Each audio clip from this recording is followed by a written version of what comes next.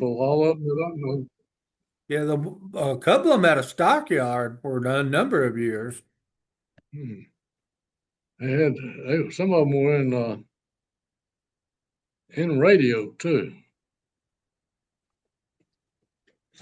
Okay, Chris Peaks back here today with Brandon Mosley for our BCS State of Alabama podcast, and we've got a iconic figure here with us today, former Lieutenant Governor, Attorney General Bill Baxley. Brandon, I know you probably know this story before, but when I first cut my teeth on Alabama politics was in the '86 governor's race, and I was the biggest Bill Baxley supporter in the world, and he's still my hero today. And I sat down and I wrote him a letter after he got the nomination. And then about 4 days later, my parents woke me up. I had a phone call.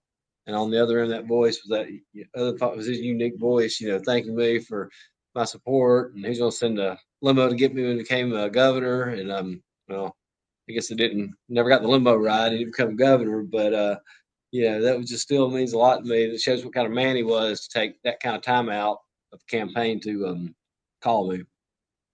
We were Republicans growing up, and I remember in '86, our nominee was Guy Hunt, and we were asking my grandparents were asking, who is Guy Hunt?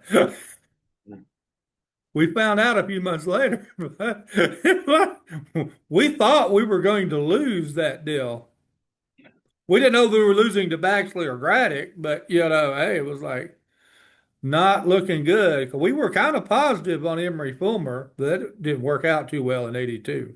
What I thought was, I thought that the Republicans would get together and make Guy Hunt uh, withdraw and replace him with either somebody like Emory Farmer or somebody like Jack Edwards. And I reckon Guy was. I think they probably tried, but Guy was.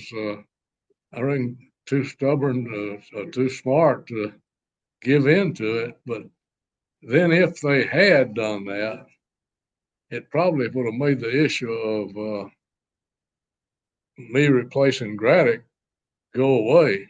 So Yeah, I think that was probably the thinking because I know a lot of people in my grandparents' parent circle was, why don't we have Emory as the guy? Because they were kind of familiar with him, and it's like, yeah, if we had Emory, we'd be looking good here. And but again, you had the Democrat Party replaced, I mean, didn't replace, but invalidated that Democrat primary runoff results because of the crossover Republicans who probably just thought that we were going to lose, so let's just get the Democrat we most like.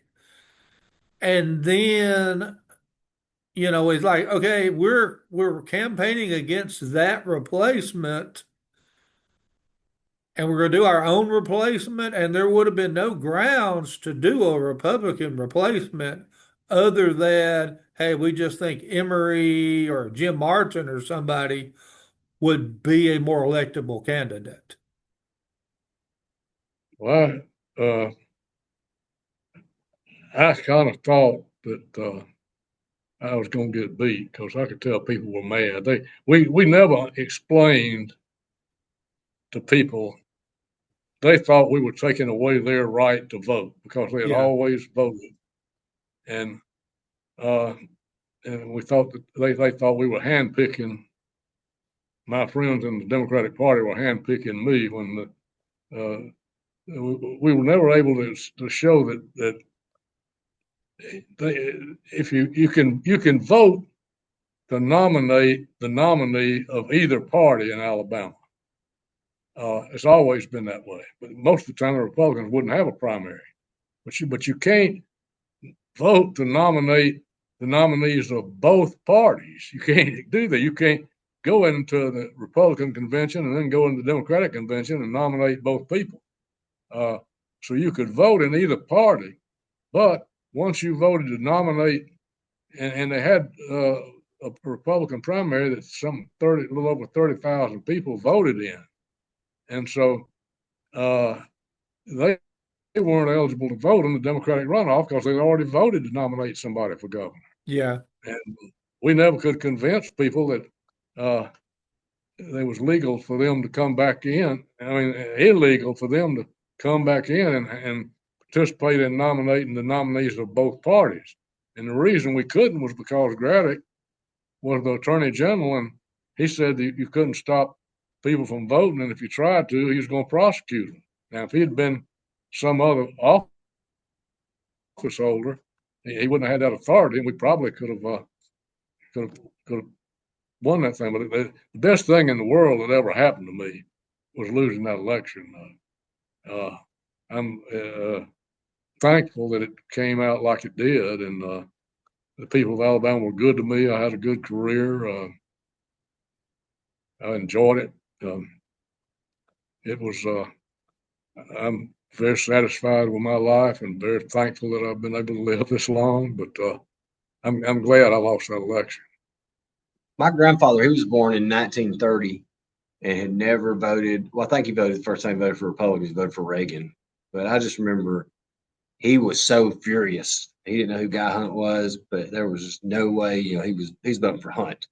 And I guess a lot of people, like what you just said, felt that way, like their right to vote has been taken away from them. Bill, tell me, I'll probably ask you this before, but how did a 28-year-old district attorney from Houston County unseat a Democratic incumbent in 1970 governor's race? Well, there was a lot of it. I had a lot of good help, a lot of friends, and a lot of it was being at the right place at the right time. And thank goodness I had been DA in a busy circuit. Dothan was one of the busiest circuits in the state, Houston and Henry County, and I had been DA going on 5 years and had a pretty good record. Word got around I was a good prosecutor, and the attorney general, who was Gallion, back then the attorney general didn't try cases himself. And so when they needed some help somewhere, he'd send another DA, and he got to where he was sending me all over the state to try tough cases. So that made it, when I ran against him, it was pretty hard. He was trying to say I had no experience. I was young, inexperienced, but I could say, well, why did he send me to try all these big cases in Madison County or Covington County and things like that? In fact, I remember saying in some of these speeches, he says, I'm not old enough to be attorney general. I said, well, only advantage I know to being old is the experience you get. That's the only thing that I can see advantageous about being old. And so when you talk about the experience, I expect I've tried 100 jury cases. I want Gallion to tell you one that he's tried. What kind of experience has he got? So how can he supervise the other people in the state that are trying cases if he never has tried one himself? Don't make a difference how old he is. And that apparently worked. And I had a lot of good help. I tell you one thing that a lot of people are not aware of, but I think it was a big help to me, and I'm so grateful for it. My daddy was a judge. He was DA. They used to call him circuit solicitor, and then a judge for a long time. And that was back before judges got paid very well. But so it was a struggle raising children. My mother had to work, and me and my brother had to work in college. But my daddy was well thought of by the other judges, and so, but he was very non-political. And so when I was running, he came down to my office and said, "Son, I don't want to meddle in anything. I don't want to do anything improper, but I would, if you think it's okay and permissible and proper, I'd like to send this letter, a copy of this letter, and he handed me a letter that he'd written to the other judges in the state. And so I read the letter, and it was, he'd had some stationery printed up that said, had his name and judge, but then at the bottom it said, not paid for at state expense, paid for by Keener Baxley personally. His name was Keener. And so he had written a wonderful letter to all the judges who all knew him and who apparently respected his ability, his legal ability. And so I said, Daddy, this is fine. Thank you so much. I'm touched by it. And so I went in every county in the state and worked the towns and worked the courthouse in every county, and nearly every county I went in, nearly every county. When I'd go to the courthouse, go through there and hand out my card and shaking hands and asking them to vote for me. Nearly every one of them, at least one or two, maybe more people in that courthouse would say, well, Judge so-and-so has already been down here and told me that they would appreciate it if you'd consider voting for me for you. And so my daddy's letter, I think, was worth an amazing amount of votes. And that is that's something you can't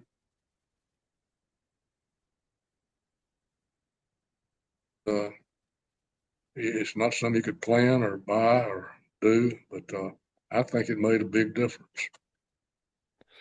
That's one thing that's changed over the decades in Alabama politics.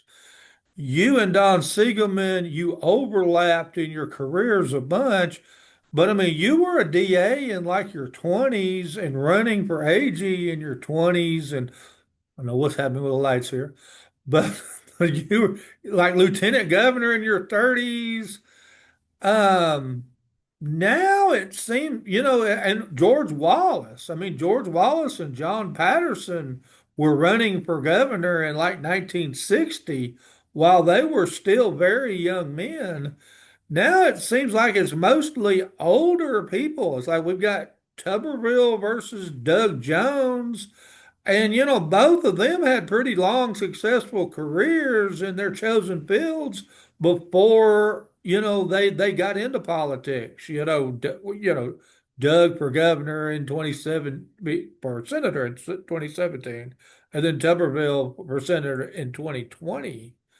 It's like Kay Ivey's like the oldest governor in Alabama history, and it's not close. Why have the voters changed from, young up and coming guys in their 20s and 30s to preferring more octogenarians? It almost seems like it ought to be the opposite. That would have been the older guys in the years past, and now they're changing the younger people. But I hadn't even given this much thought till you brought it up. But it seems like it's the opposite of what you would think it'd be. Can you imagine 80-year-old presidents? Yeah, you got the 80-year-old president. I mean, is Donald Trump older than Bill Clinton? I mean, he's either older than Bill Clinton or just slightly younger. They're about the same age. And, Bill was the president, what, 30 years ago? 33. When I got elected Attorney General, I was the youngest Attorney General in the country. And that record didn't last long because Clinton got elected a few years later and he was even younger than me. Yeah, that's right. Bill, you told me one time that you planned on reopening that 16th Street Baptist Church bombing. Can you tell us again what Wallace said to you when you went into his office? Well, I didn't go tell him that I was doing it. I didn't ask his permission. I didn't feel like I needed it. But at some point, he brought it up about what I was doing. He never said a bad word, never complained. And he said, I think that if you find the people that did it, that I said back then that they ought to knock the bottom of the electric chair out with them. Well, didn't he tell you something like too? Actually, you run the lieutenant or the attorney general's office, and I'll run the governor's office. Oh, I'll tell you about that. Yeah, that was a different thing. Oh, okay. I must It have got wasn't about the confused. bonding Okay. case, okay? But that's a good story. What happened back then, the real election was in May in the Democratic primary. Yeah. But you really weren't elected until November, but the Republicans never ran hardly. And so if you got nominated for state office, if you go in and vote for yourself, that'd be all the votes you need in November. But what I'm getting to, I had from the first week of May until January, middle of January, to start getting ready. And so one of the things I did, and I knew I wanted to, that I was not going to do like Gallion had done and other attorney generals, some of them before him had done, and some of the other states were doing. And that's filed all these crazy lawsuits trying to say they want an Alabama state court to overturn the U.S. Supreme Court on these segregation cases and all that. I mean, it's silly things, just doing it for publicity. But so I wasn't going to do any of that. And there were a bunch of them pending. And so when I got sworn in, one of the very first things I did was I wanted to be prepared to dismiss these cases. But I was a little nervous that the Attorney General takes an oath to uphold the laws of Alabama, which means the crazy legislative laws that are passed and things like that.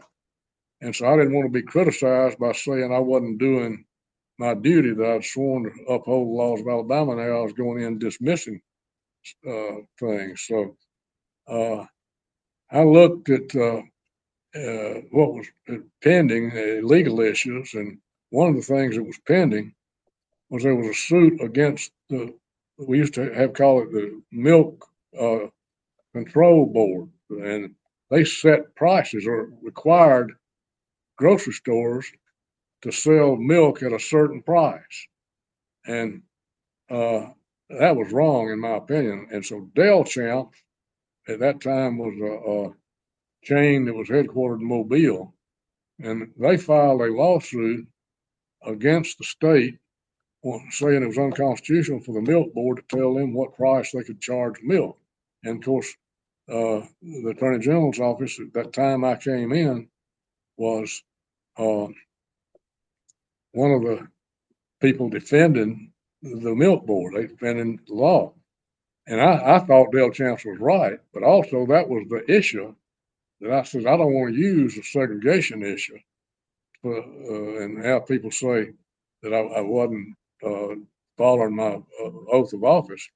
So I filed a request in federal court to be allowed to change sides in that milk control board, because I said I felt like it was that Del Champs was right, and I wanted to join in and not have to defend a law that I felt like was wrong.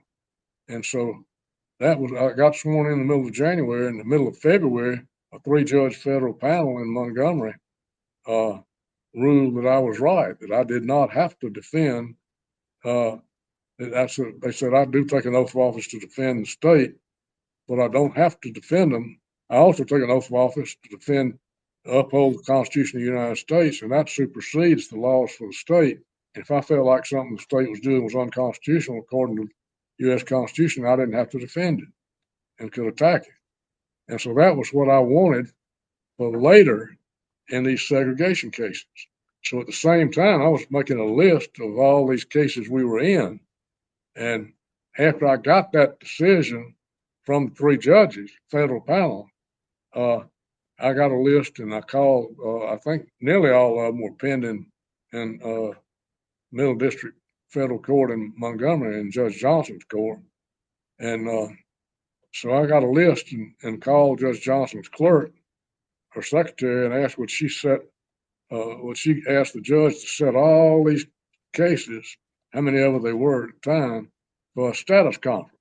Judge Johnson later told me he was suspicious that I was doing something like that because you don't call and just ask for a bunch of different cases to be set for a status conference.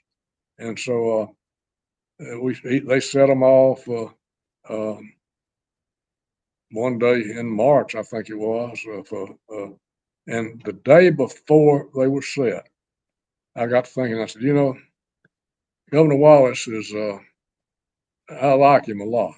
I don't agree with him. I don't agree with what he did 4 years ago. 4 years before, he had really worked on Richmond Flowers for doing kind of the same thing, trying to do the same thing I was going to do. And so I said, but he's the governor of the state, and I feel like I ought to go tell him what I'm going to do tomorrow. And I'm not going to let him change my mind. And so I got up a memo, a legal memo showing that the law was clear. The Attorney General of Alabama was in control of litigation, not the governor or anybody else. And I got some cases and put them in a folder and a call to get an appointment. And I went over there, and this was before he was shot. So he came running out of the office and hugging me around the shoulders and said, come on in, Bill. And so we went in and talked a while, like you know, he always make conversation with you and make you feel good. So he said, what can I do for you? I said, well, Governor, I've got a folder here for you showing you the Attorney General's in control of litigation of the state and all of it, not the governor or anybody else. And I said, Gallion's got a bunch of these cases pending where trying to uphold segregation and trying to stop people from voting and serving on juries and things like that. And I said, we ain't giving up anything because you ain't going to win a single one of them. You're just wasting taxpayers' money. You're wasting lawyers' efforts when they ought to be doing something good for the people. And I said, there's not a one of them you're going to win. We're going to win. But I said, I'm going to dismiss all these cases tomorrow morning. And I felt like I owed it to you to tell you what I was going to do. And there's not going to be no more of them filed while I'm Attorney General. And so I was just sweating. And I was sitting there waiting for him to jump on me. And when I finished, I was waiting to see, here it comes, here it comes. That's when he said what you said. He said, Bill, I'm not going to try to tell you how to run your office, and I don't expect you to try to tell me how to run mine. Now let's talk about something else. And he never said a bad word publicly about me doing it, never said anything in the press at all, never complained. It was, I felt like I dodged a bullet. And there's a B part if you want to hear it. Yeah, go ahead. The best lawyer in the office when I came in was a man named Gordon Madison. And he was my daddy's age. He was a friend of my daddy. He was an old man. He was a very good lawyer, finished at the University of Virginia Law School. And so he was the head of the civil division. And I made him go dismiss these cases. He was the one head of the division, and I made him go dismiss them all. I didn't want the publicity. I didn't want to be down there attracting attention and doing it myself. And so that afternoon, after we dismissed them, which would have been the next day after I told Wallace, they came in and said, Mr. Madison wanted to see me. So that morning, he'd dismissed all those cases. And so I thought, oh, me, everybody, all the lawyers know that he's the best lawyer in the office has. I later brought in a bunch of good lawyers. But I said, he's going to come in and quit or retire. And they're going to be saying, well, he's this young Baxley's come in and run off the best lawyer in the state. And I said, I don't want to see him. Go ask him what he wants. And so they came back in and I said, he said he can't tell anybody but you. He's got to tell you. I said, oh, gosh, tell him I'm busy. And so I made him wait out there. It seemed like forever. I bet it was an hour. And finally I saw I was going to have to see him. Thought, well, I dodged the bullet yesterday with Wallace, but I'm going to take my medicine here. So I told him to send him in. He came in there. We talked for a minute. And I said, well, Mr. Madison, what can we do? Oh, he called me General. And I said, call me Bill. And he said, no, I'm going to call you General. I got respect for the office. And I thought, oh yeah, he's got respect for the office, but he ain't got any respect for me. And I said, I'll get okay. So I said, what can I do for you? And he said, well, I just wanted to come in here. You've already done it. I wanted to shake your hand. He reached over and grabbed my hand and look you in the eye and thank you for the privilege of what you let me do this morning. It's the first time in a long, long, long time I've been able to walk out of a federal courthouse and hold my head high and know that I've done the right thing. And man, it made cold chills come on my. But it affected me. It still does. But you know, if you do what you think is right, might be more people going with you than you'd think. Bill, you were the Attorney General well after the Voting Rights Act of 1965 went into effect. So we had to have pre-clearance from the Justice Department. But you were before Shelby versus Holder in 2010, which threw out the pre-clearance deal. How much of a hassle was it for your office to have to take all these redistricting cases to the federal government for pre-clearance, or was it a hassle? It was an inconvenience, but it was not one that was insurmountable. And I had the attitude like, well, I wish we didn't have to do this, and I wish we weren't singled out, but we brought it on ourselves. We are the ones that wouldn't let people vote simply because of the color of their skin, and wouldn't let them serve on juries simply because of the color of their skin. And so it, even though I kind of, I won't say resented it, having to do it, but thought it ought to apply to every state in the union instead of just a few in the South. I understood that it's because of our own conduct that we'd been put in that position. Bill, when someone always want to ask you, I forgot, when you prosecuted Chambliss, two-part question here. I think you charged him with one of the murders.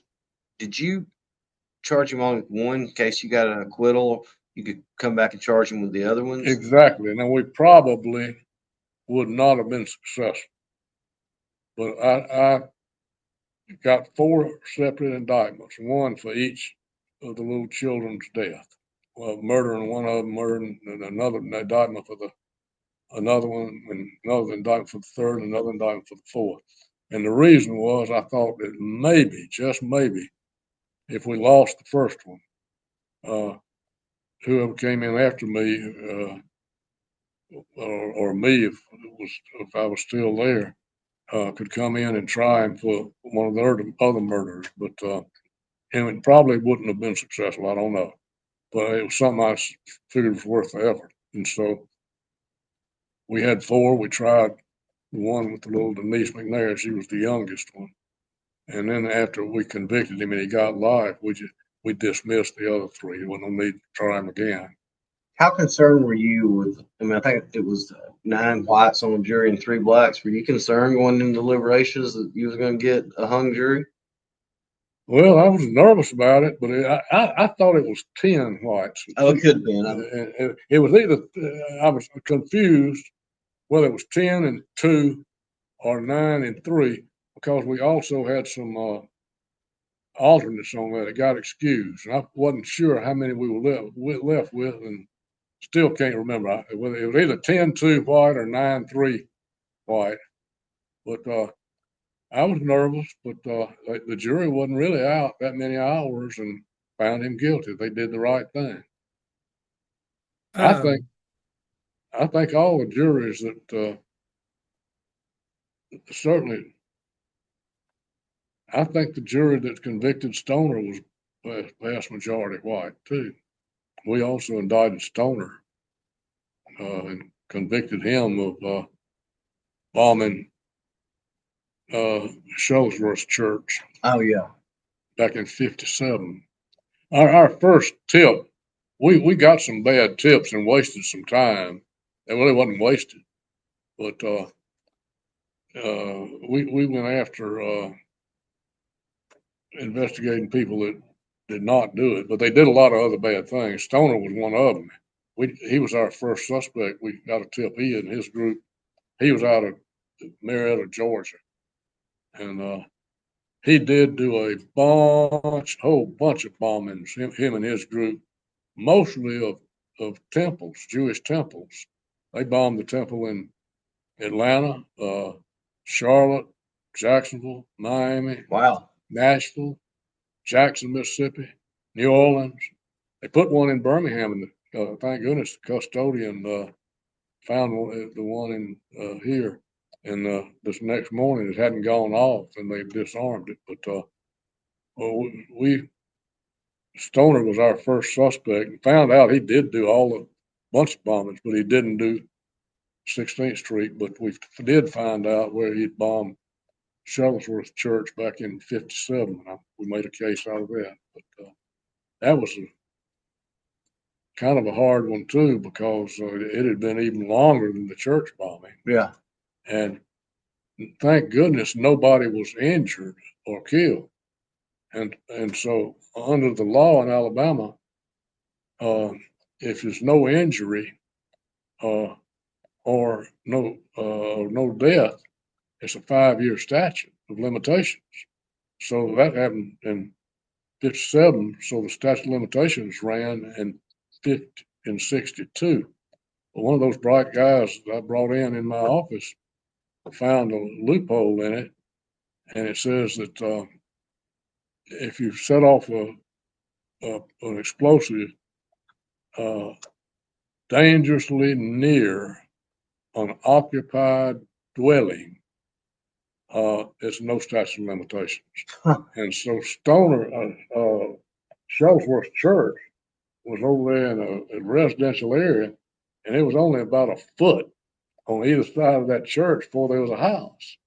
And so we technically couldn't charge him with bombing Shuttlesworth Church, but we looked up who owned that house, who lived in it back in '57 when the bomb went off. And so we actually indicted him for setting it off an explosive dangerously near occupied dwelling with these two houses occupied by so and so and so and so, and that's what we convicted him of.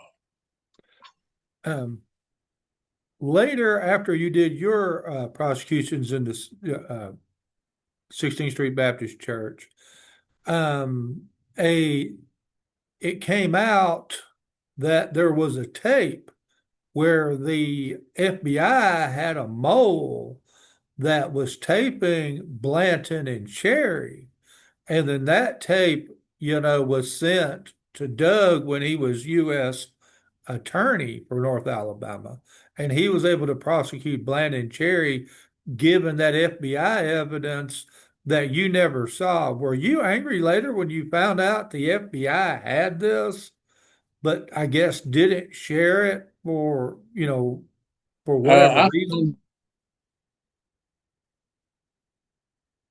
I had not. There's a whole story there. If you got time, me to tell. Yeah, please go ahead. Sure. It's basically, you're right, but it's not exactly the way it came down. First of all, there was a kid going to Cumberland Law School when I tried Chambers, and he cut class every day and sat through every minute of that trial. And I later learned, I didn't realize at the time, I later learned that kid that watched every minute of that trial was Doug Jones. He was going to school at Cumberland Law School. He watched every second of that trial. And then when he got to be U.S. attorney, he picked up and brought the two still living indictments against them. But the federal statute had run. It was 5 years. J. Edgar Hoover closed the federal cases in '68. And so Doug he couldn't charge him with federal offenses, but the FBI, him being U.S. attorney, they cooperated with him, whereas they didn't with me.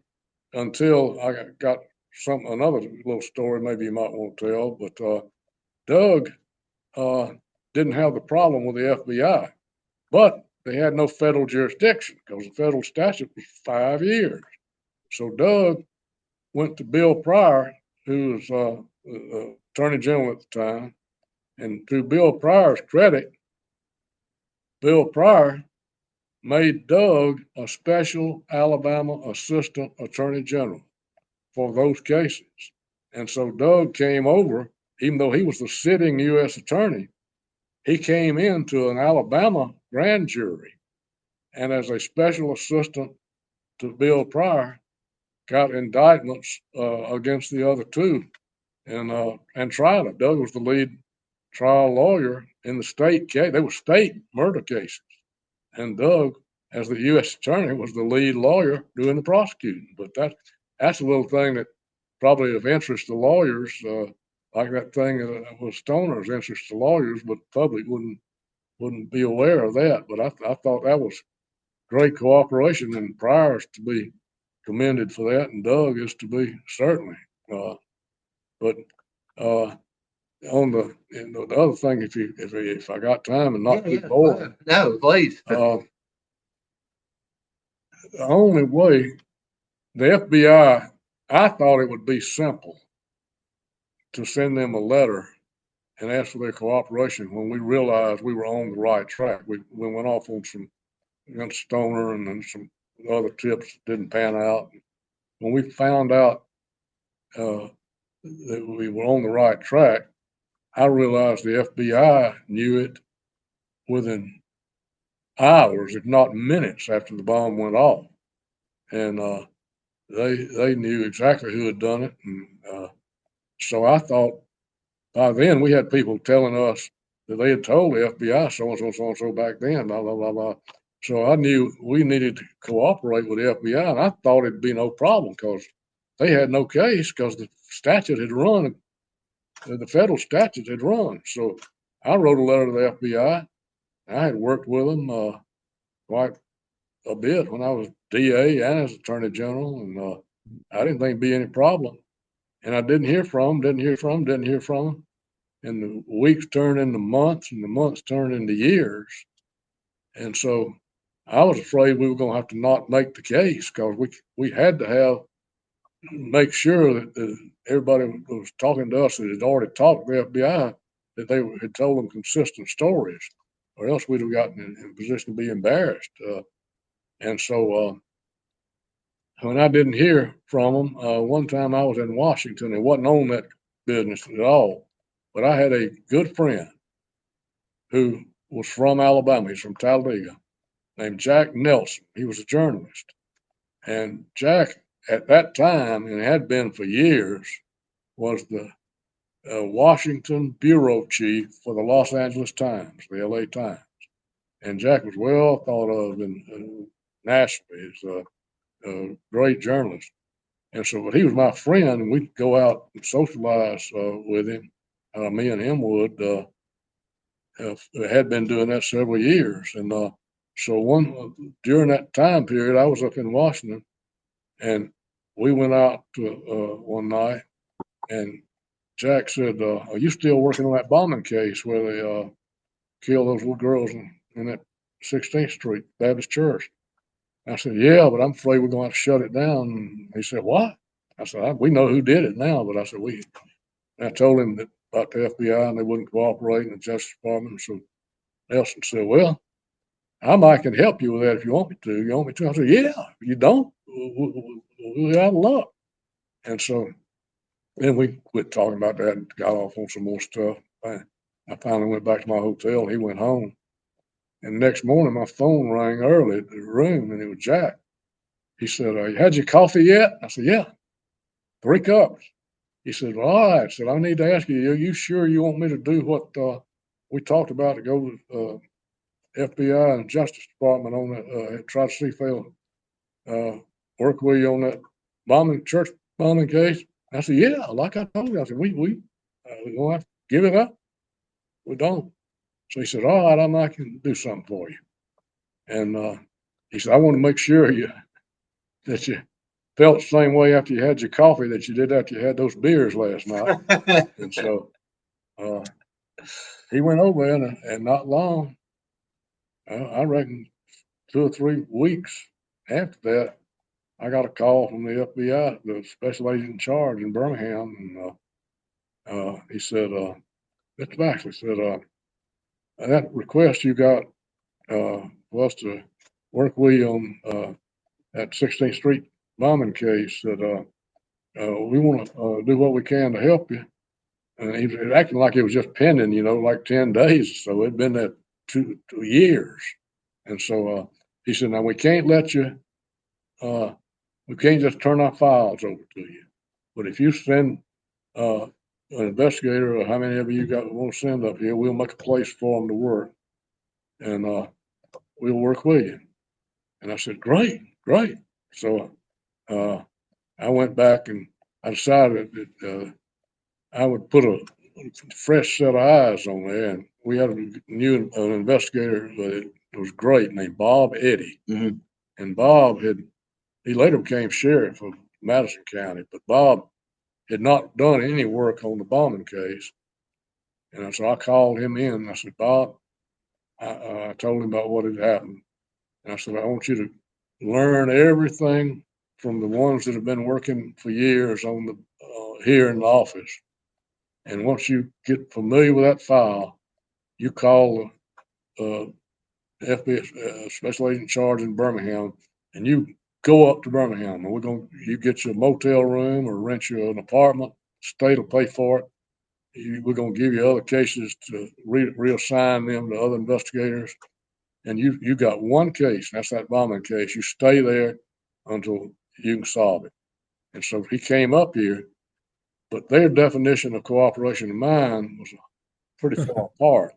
If he knew enough to ask them for something, they'd bring it to him. They gave him a desk, but they didn't give him the file. They didn't let him go through them. If he knew enough to ask, they'd tell him what was in it, and they'd show him what they had on that issue that he's asking about. But they wouldn't let him make a copy, and they'd let him make notes, and they wouldn't let him take it out of the office. And so it turns out that if we could have just got the files, we could have also indicted Blanton for sure. Maybe all of them, but we sure could have indicted Blanton. But they had stuff in there that we never did find out about until Doug, which he didn't have that problem with them till he found it out. But Jack Nelson's one of my heroes, because we wouldn't have been able to make the case without Jack getting what help we did get from him. And so he was a great guy, a great journalist from Talladega. That's probably answered all my question about evidence, why he didn't charge Blanton and Cherry, but why do you think the FBI was hindering prosecution? I have asked myself that 1,000 times since then, and I don't. The answer is I don't know, but I think it's just the nature of the beast. I think the FBI is like that, and it's always, they want to know what you know. They don't want to share what they know with anybody.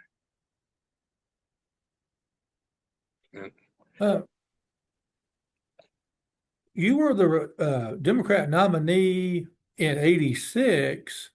Why did you run again in '90? I think Paul Hubbard ended up as the Dem nominee against Governor Hunt that year. I knew after '86 that I was done with politics, and then I said, I'm not going to ever run again, and I didn't. I had a good career. I had given it my best shot. I had now almost got elected, but lost twice for governor, and I said, I'm done. So I got no regrets, and I'm glad I got out of politics. I was proud that my first wife, Lucy, we had gotten divorced, but she kept my name, then she ran, had a good career. I was very proud of her. She was elected treasurer twice, and was the first female lieutenant governor, and then came back after she had a stroke. She ran for governor and lost. She was the Democratic nominee, beat Siegelman, and lost to Bob Riley. And then she had a stroke, and then she came back after she had that stroke and got elected president of the Public Service Commission. So she had a good career too. So the Baxleys can't complain about people of Alabama. Voters were very nice to us. So in the 78 race, it was supposed to be Brewer, Beasley, or Baxley's, and then some unknown, running back from Auburn and Bob James became governor. How'd that happen? I saw it coming on during the election, but I did a dumb thing. I was the only one that went around and really campaigning in the old-fashioned way. Had a band, and we had 8 rallies a day, I think, and we had a flatbed truck and a band, and we'd draw the crowds. And then everywhere I went, I'd tell people that if you can't vote for me for some reason, you just don't like me or anything, like you got an absolute right to feel, but you can't vote for me. I hope for the good of this state, you'll vote for Bob James or Sid McDonald instead of any of those other candidates, because either one of them make a good governor. Then I saw Bob coming on, and so when I was I got in the runoff, but it wasn't with Beasley or it wasn't with Brewer, it was with Bob, and so I'd gone all over this state, speaking in front of a band, telling them they couldn't vote for me, they ought to vote for Bob or Sid because they were good people, and so I couldn't very well attack Bob in the runoff, and he beat me. But I got no complaints with the way my political career involved. People gave me good opportunities. I tried to do a good job, and I'm just grateful that I've had the life I had. I covered that trial of former Speaker of the House, Mike Hubbard, and you were his defense attorney.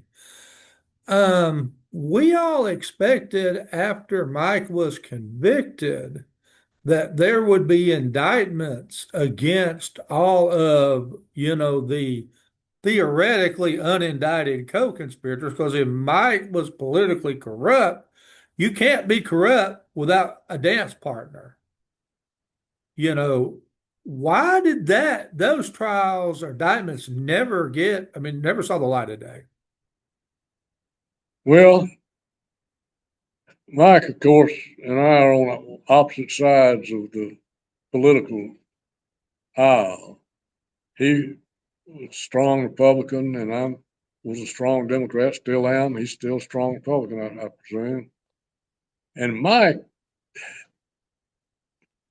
did what they said he did, but it wasn't a crime, in my opinion. Shouldn't have been a crime. And I think he got horribly mistreated by the judicial system in Alabama, because what Mike Hubbard did was not a crime, in my opinion.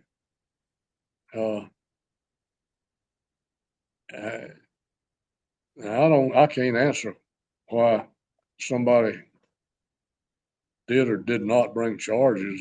Some prosecutor somewhere did, but in Mike's case, I'm very familiar with the evidence and what it was, and I do not think that it was a crime. I also represented Barry Moore, and we won that case. The jury was up, but Barry Moore did not commit a crime. He was totally innocent. He didn't even do what they said accused him of, and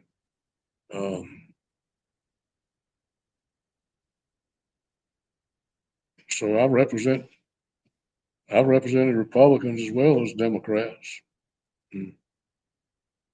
Bill, is it true that you told Mike all you Republicans are just alike? Every time you get in trouble, you come get a Democrat to get you out? No, I never would say nothing like that to a client. I don't know who said that. I certainly didn't and wouldn't have said anything like that. But I ended up liking Mike and respecting him and his family. His wife's on the faculty at Auburn. I think she may be dean of one of the colleges. He raised good children. They raised good children. Barry's got a wonderful family. Were you surprised to see? I mean, Barry just did survive that case, and then he ran for Congress in 2018 and lost to incumbent Martha Roby. So, he was out of politics for like 2 years, and that he was able to resurrect his career by getting elected to Congress in 2020. And now he's, not necessarily the senator, but certainly the front runner heading into the general election to replace Tuberville as U.S. Senator.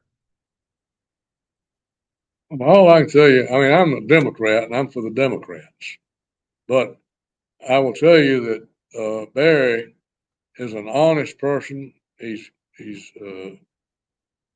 got a good family, and I don't agree with him on very many political issues. The ones about supporting the military and foreign affairs, he and I probably agree on. But on nearly every other political issue, he and I are on opposite sides. But and I'm still a Democrat. But Barry is a honest person. I can tell you that.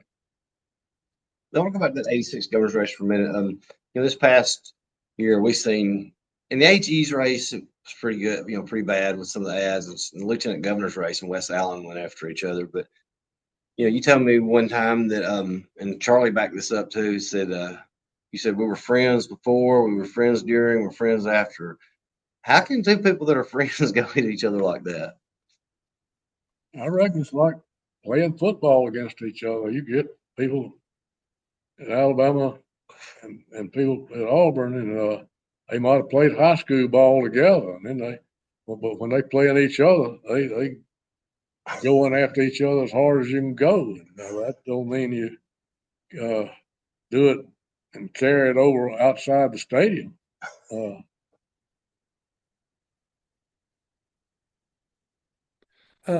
Bill, 4 years ago, the Democrats, they had a slate of candidates, but I don't think anybody thought Yolanda Flowers and Will Boyd and, pretty much most of those people up and down the ticket were electable. This year, I don't know if you can win with the D label, but I mean, certainly Doug Jones is capable. Philip Ensler, Ron Sparks. Um, the Democrat ticket are people that you could actually, in your mind, envision for the most part as actually holding the office. Do you think there's a possibility that we could see that I'm not asking you to predict victory or anything, but, can this really be a competitive ticket for the Democrats this year, even though this is a Trump state and Donald Trump is still the president? I don't know, but I have got to admit what you're saying. This is as good. The nominees of the Democratic Party for the state offices this year are as good as any in my lifetime that I've ever seen. Our nominees, I don't know whether they can win or not, because, but every one of them that I know of, that you call them out, they are good, great public officials. I mean, Doug on down. Bill, from the time that you was running for office, how has the trajectory of the Democratic Party changed? Because they've lost like so much male support now, and they've went down these rabbit holes with transgender and stuff, issues like that. How do they get back to the center and get white males to support them again? Well, the Democratic Party in Alabama never was pushing those issues that you mentioned, that transgender stuff. I do not believe that boys ought to be allowed to compete in sports against girls. And I think medically you can determine. In other words, I don't think there's a handful of Democrats in Alabama that follow that line of thinking that some of the Democrats nationally somehow get in the news. I don't think they're anywhere near a majority of Democrats nationally, but I think somehow in the press there's a vocal group of people that make these issues that aren't important. What's important is national defense and health care and caring for old age assistance and building roads and Populist type. yeah, I believe those are the issues that Democrats used to stand for, and I think still do. I think these other things that not only are nearly all Republicans against these issues, in my opinion, the vast majority of Democrats are against them, and not for these half-baked things. But it gets an unordinate, and I reckon the Republicans want to jump up and click their heels in there when they see it. I don't know the answer to the question about how we. You can't silence people, even though they may be nutty. Yeah. You can't tell them to tell the media not to run it. So I don't know the answer to that question. Bill, we've had you on for like over an hour and 20 minutes. Good That's gosh, it about didn't seem to me like it was. Hold on, bro. I got one more question here. Okay. okay. Now, Bill, Bill doesn't like this when I needle him about it, but Bill, if you would have been governor from 79 to 87, you'd have still been what, 46, 47 years old. Can you still honestly tell me you wouldn't have been looking at that 98 or 88 lineup with Dukakis, Gore, Gephardt, and Dukakis and licking your chops to run for president? No, I never was run for president. Never. Never even thought about it. Never thought about it. I knew that I didn't want to be in national politics, and I enjoyed what I did in Alabama and enjoyed my life too much to undertake the strain and if I hadn't, I'm just thankful that my life was like it was, and I never would have wanted to leave Alabama to live in Washington or Timbuktu. Because didn't you say that you considered or you thought you could have won that Senate race in 1980 if you'd have won it, or was it 78? It was 2 or 3 times I think that I could have won the Senate race, and but I felt like I wanted to try my best to make some changes in the way we in Alabama did things, and the way I felt like to make them was in state government in Montgomery, not in Washington. And I think that I was some help in a little bit of ways in making some changes. I think certainly I was I hired the first blacks to work for the state, except for being custodians and or janitors and cafeteria workers. And they performed wonderfully.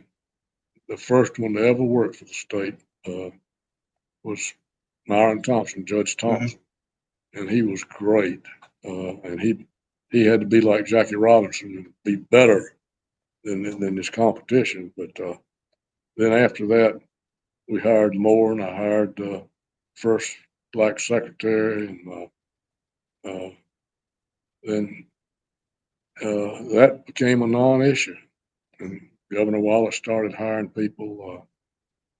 I never will forget, Governor Wallace asked me back when I dropped those cases we talked about earlier, and he asked me, he said, did you get any bad letters about dropping those cases? And I said, no. And then when I hired Judge Thompson, he said, did you get any bad letters about hiring that young man? I said, yeah, I got 3. He said, is that all? And I said, yeah, I got about, I think, 36 or 38 good ones saying long overdue, glad you did it. He said, he'd ask me that stuff about the letters all the time. I don't believe George Wallace ever believed that stuff that he was running around all over the country saying. Yeah, that's one thing I was going to ask you too before we go. Forgot about that. Do you think George Wallace was a racist, or he was just saying that? No, I do not believe in his heart George Wallace hated somebody because of the color of their skin. I do not believe that. I liked George Wallace. I never did care for Brewer. He stood in the schoolhouse door with Wallace. I watched it. I was in law school watching that. Just disgraceful. But Brewer was the Speaker of the House and stood right by. And I later learned, I didn't know then, I was in school, but I later learned that Brewer was Speaker of the House. Jim Allen was Lieutenant Governor. Governor Wallace tried to make Jim Allen go stand in the door with him. He wanted the Speaker and the Lieutenant Governor to stand with him.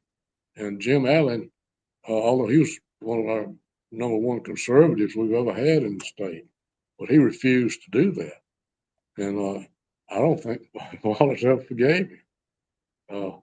But Jim Allen did not do it. Brewer stood with him. So I never did have a great deal of warm feelings about Brewer. Oh yeah, one last one. Do you think that prosecuting that church bombing case hurt you in your 2 races for governor? Oh yeah, I think it did. It was a price I gladly paid. I'd make that trade going in knowing it would do it every time, each time, every time. Is there anything else you wanted to say, Bill, before we close this out? No, I've enjoyed doing this, and you've been my friend quite a while now, and I appreciate. I think you know more about politics than about anybody I know. Well, there's a guy named Logan Glass that me and Brandon's friends with, and he knows a lot, man. He's pretty sharp on that too. And he's a young man that's coming running campaigns and stuff. So yeah. Brandon, if you find out you can of those Dothan Moses, let me know. I know something. Thank you so much for being on, Governor. Thanks, Bill. Okay, thank y'all. Okay. Let's see, let me stop this.